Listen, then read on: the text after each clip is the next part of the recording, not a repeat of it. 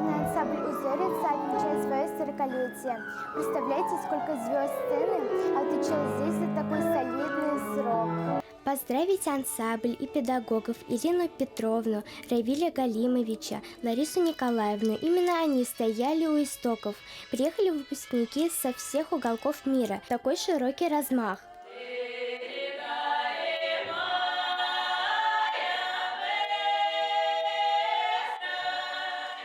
Зрительный зал школы заполнен до отказа. На сцене ученики и выпускники.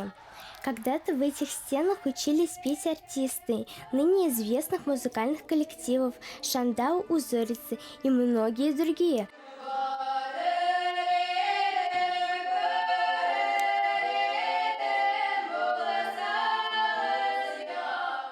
Возможно, кто-то из этих ребят будущая мировая знаменитость.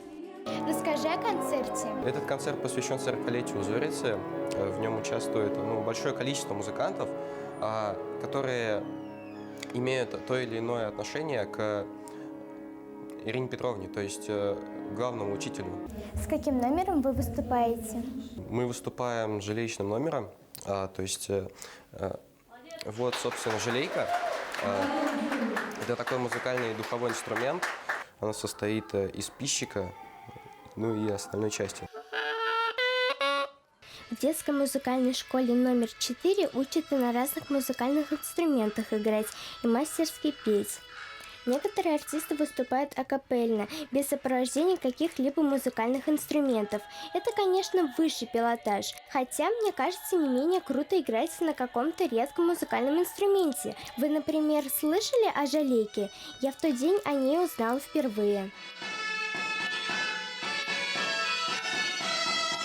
Чем тебя зацепил русский народный жанр? Простотой своей, просто вышел, выступил, акапельный, уже красивый. Сложно ли играть на инструменте жалейка?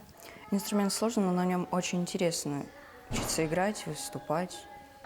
В ансамбле «Узорица» учат не только владеть голосом и играть на музыкальных инструментах, но и традициям народному фольклору. Педагоги сами отыскивают редкие музыкальные композиции и разучивают с учениками. В старину песни появлялись не просто так. Как правило, им всегда предшествовали какие-то исторические события. Изучая все это, мы повышаем свой уровень культуры и духовности. Узорица знаменита не только в Уфе, но даже и в других странах. Ученики спустя много лет не забывают о своих корнях и благодарят родную музыкальную школу. Милана Акмалова, Рамазан Мосин, специально для Горы новостей.